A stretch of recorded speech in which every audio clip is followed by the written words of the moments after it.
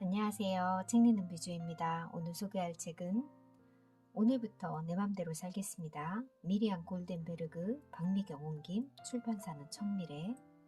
행복한 삶을 만드는 17가지 질문이라는 부제 속에서 행복한 삶을 만드는데 그 17가지 질문이 무엇일까 궁금했고요.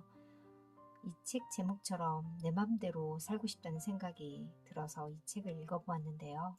생각은 늘 이렇게 하면서도 현실은 내 맘대로 되지 않고 하고 싶은 대로 막 살지도 못하겠고 우리 인생이 그런 것 같습니다.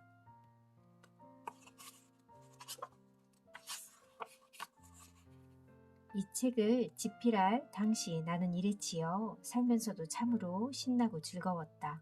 몇 달간 각종 자료와 논문과 책을 뒤지고 수많은 사람들을 인터뷰하면서 나의 행복 인류학을 차근차근 완성해 나갔다.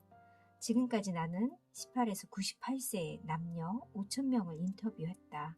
이 책의 집필을 시작할 때만 해도 인터뷰 결과만을 발표할지 아니면 행복과 관련된 나의 개인적인 경험과 발견 위주로 쓸지 결정하지 못했다. 고민 끝에 어느 쪽도 포기하지 않고 두 방향의 접근법을 적절히 혼합하기로 마음먹었다. 그동안의 모든 연구에서 나는 우리 문화에 깔린 사상과 행동과 가치관을 더욱 잘 이해하도록 도와줄 질문들을 고안했다. 인류학은 물론이요, 정신, 분석학과 철학의 도움을 받아 연구 프로젝트에 필요한 질문들을 고안할 수 있었고, 아울러 나의 두려움과 괴로움의 실전적 고뇌에 관해서 균형 잡힌 관점을 얻을 수 있었다. 내 인생의 의미는 무엇일까? 더 행복해지기 위해서 나에게 필요한 것은 무엇일까? 나는 왜 남자들이 누리는 자유가 부러울까? 왜 다른 여자들과 나를 비교할까? 싫다고 말하는 것이 왜 그렇게 어려울까? 어떻게 하면 가볍고 유쾌하게 살 수 있을까? 감정을 빨아먹는 흡혈귀에게서 벗어나려면 무엇을 해야 할까? 나이 드는 것이 왜 두려울까? 나이 들었을 때 어떤 사람이 되고 무엇을 하고 싶은가? 내 인생의 목표는 무엇일까? 정말 다 공감이 되는 그런 질문이네요. 이 책은 행복해지는 기술에 관한 생각을 정리하면서 나에게 가장 적절한 17가지 질문들을 모아놓은 것이다. 이 책을 읽은 모든 사람들이 자신의 행복을 찾아가는 데에도 도움이 될 좋은 질문을 고안해내기를 바란다. 행복해지고 싶다면 먼저 올바른 질문을 던져야 한다. 지금 행복 곡선에 어디쯤에 있나요? 2017년 11월 6일 나는 영감을 주는 여성들이라는 주제로 상파울로에서 열린 테드 강연회에서 연사로 참여했다. 노년에도 멋진 인생을 살아가는 법이라는 제목으로 진행됐던 테드 강연회의 일부를 소개할게요.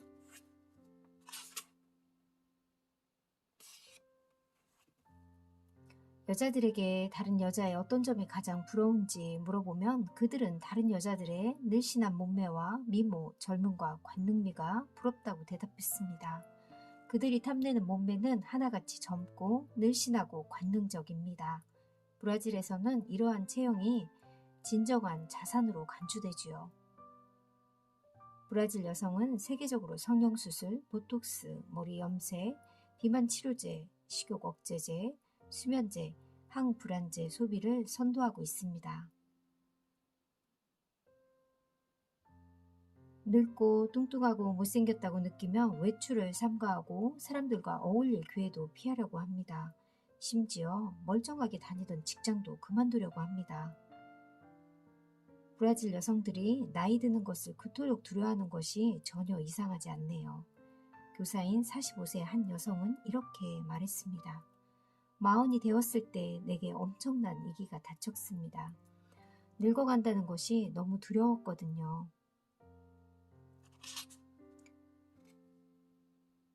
젊지도 늙지도 않은 어정쩡한 단계에 진입했으니 남의 눈에 거슬리지 않으려고 자체 검열을 하는 거죠. 그렇다고 낙심하지는 마세요. 좋은 소식이 있으니까요. 50세가 넘으면 조금씩 좋아지기 시작합니다. 아니, 한결 좋아집니다. 행복 곡선이 다시 상승세에 접어들거든요. 60세를 넘긴 여성들은 이렇게 단언했습니다. 지금이 내 생애의 최고의 단계랍니다. 이보다 더 행복했던 적이 없어요. 드디어 내 맘대로 살 수 있게 되었어요. 제 친구 중에 빨리 60이 되고 싶다고 한 친구가 있었는데 정말 그럴 수 있겠다는 생각도 듭니다. 정말 진정한 자유를 60세가 되면 얻지 않을까 하는 생각도 드네요. 그들은 또 친구의 중요성을 강조했습니다. 친구들은 우리를 아끼고 배려합니다. 우리의 말에 귀 기울이고 다정하게 이야기하며 우리를 병원에 데려다주고 날마다 전화해서 안부를 묻습니다. 자유는 행복과 가장 잘 통합니다.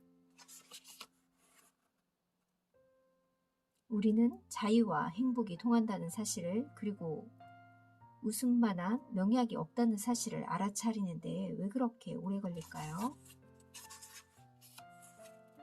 나를 위해서 시간 쓰기, 여자들이 과중한 부담을 지고 사느라 너무 고달프고 괴롭다는 당신의 이야기를 듣고 크게 공감했어요.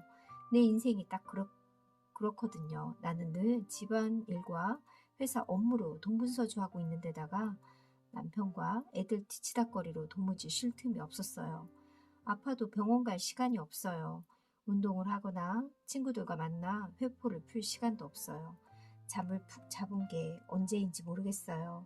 나를 위한 시간을 내고 내 시간을 나를 위해서 써야 한다는 사실을 알려줘서 정말 고마워요. 신경 꺼 버튼을 누르기. 당신 이야기에 100% 동의합니다. 신경 꺼, 신경 꺼, 신경 꺼. 당신의 멋진 강연을 듣고 나서 친구들과 함께 제1차 신경 꺼 국민대회를 개최하기로 했어요.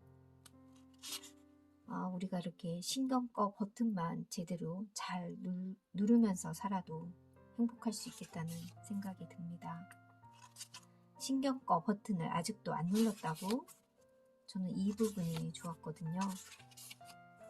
굴레에서 벗어날수록 더욱 행복해요. 나이든 여자가 어떻게 있고 행복해야 하는지에 대한 남들의 의견이나 규칙을 염려할 시간이 더는 없어요. 나 자신의 편견과 쑥스러움과 불안과 두려움에 대해서 신경 쓰지 않아요. 나의 강연에서 최고의 순간은 여성을 해방시키는 이야기, 신경 꺼 버튼의 중요성을 설명하는 부분이다. 마침내 자체 검열 없이 말할 시간이다. 신경 끄고 자유와 행복을 찾아라.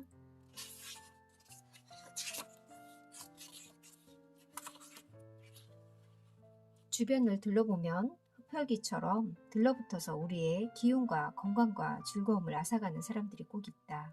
질투에 눈먼 친구, 고약한 직장 동료, 공갈치는 부모, 기생충 같은 자식, 욕심사나운 형제자매, 골치 아픈 이웃, 우리의 감정을 빨아먹는 흡혈귀는 의외로 가까운 사람일 수 있다.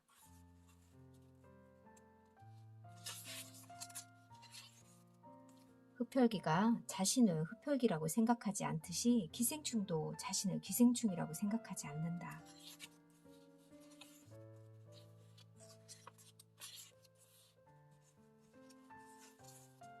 사람들이 나에게 다른 여자들의 무엇이 가장 부러운지 물으면 나는 그들의 자신감과 평정심, 온화함, 소박함, 가벼움, 용기, 행복, 여유가 가장 부럽다고 대답했다. 내가 질투심을 어떻게 다스리는지 궁금한가? 나는 부러워한다는 사실을 솔직하게 인정한다. 나의 감정을 부정하는 대신 나의 부족한 점이 무엇인지, 왜 나를 이토록 힘들게 하는지를 알아내려고 노력한다. 더 나아가 내가 부러워하는 여자들에게 그들도 질투심을 느끼는지 물어본다. 그 결과 누구나 자신의 부족한 점을 채우고 싶어 하기 때문에 질투심을 느끼는 것은 지극히 정상이란 사실을 알게 되었다. 내가 부러워하는 여자들의 삶을 더 자세히 들여다본다.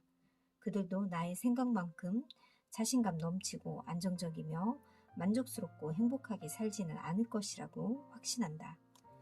역설적으로 들릴지 모르지만 우리는 이 가증스러운 죄를 선뜻 고백하려 들지 않지만 질투심이 일으킬 때 괴로움의 이면을 제대로 파헤칠 수 있다면 우리는 훌륭한 가르침을 얻을 수 있을 것이다. 더 행복해지려면 무엇이 있어야 할까요?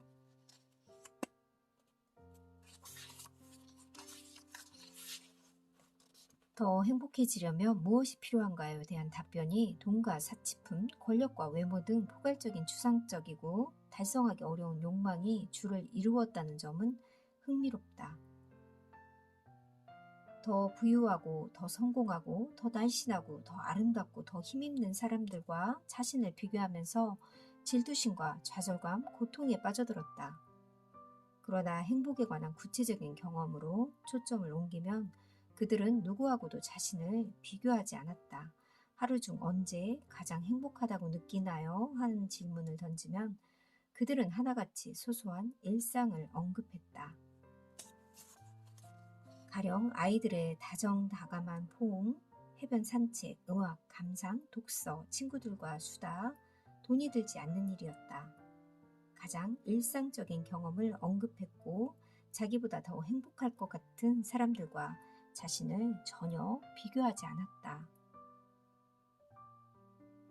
올바른 질문을 던지는 법을 배운다면 우리는 더 행복한 삶을 영위하는데 진정으로 필요한 것이 무엇인지 그 해답을 더 쉽게 찾을 수 있을 것이다. 나 자신에게 자주 질문하는 그런 일도 중요한 것 같습니다.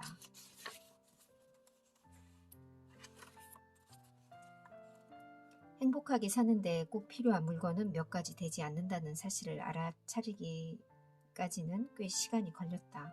더 단순하고 더 자유롭고 더 행복한 삶을 위해서 가볍게 비우는 훈련은 가장 좋은 방법이자 가장 어려운 방법이다.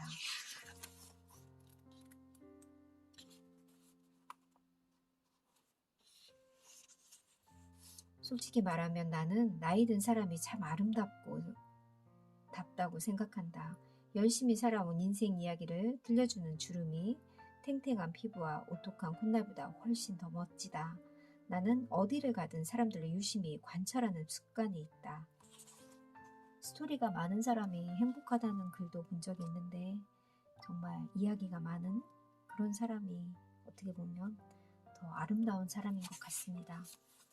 역설적이게 남자의 자유를 부러워하고 높이 평가하는 여자일수록 자유롭게 행동하며 여성의 전통적인 역할을 거부하는 여자들을 더욱 함부로 판단하고 비판하며 심지어는 모욕하기도 한다.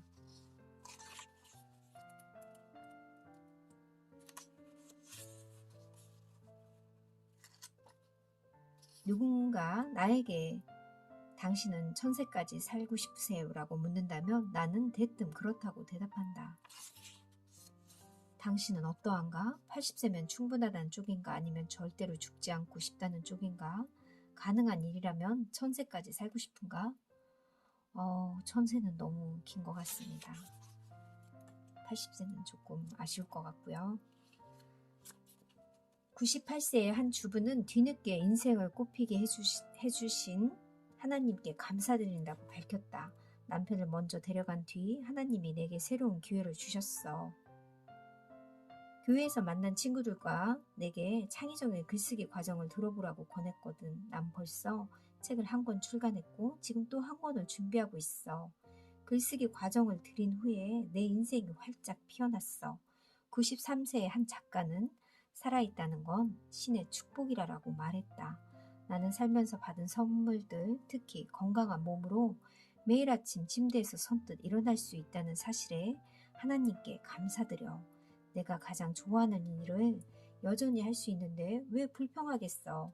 맑은 정신으로 독립해서 사는 것이 하나님의 선물임을 모르는 못된 할망구들처럼 내 남은 인생 동안 불평만 늘어놓으며 살라고 천만에 암을 이기고 나서 나는 오늘이 내 인생의 첫날이자 마지막인 날인 것처럼 음미하면서 하루하루를 살고 있어.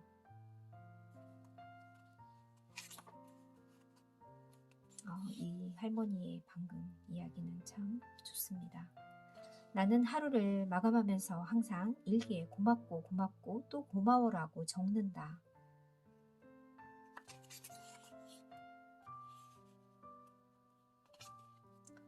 이 책은 유쾌하면서도 그녀의 쿨한 성격도 보이고요.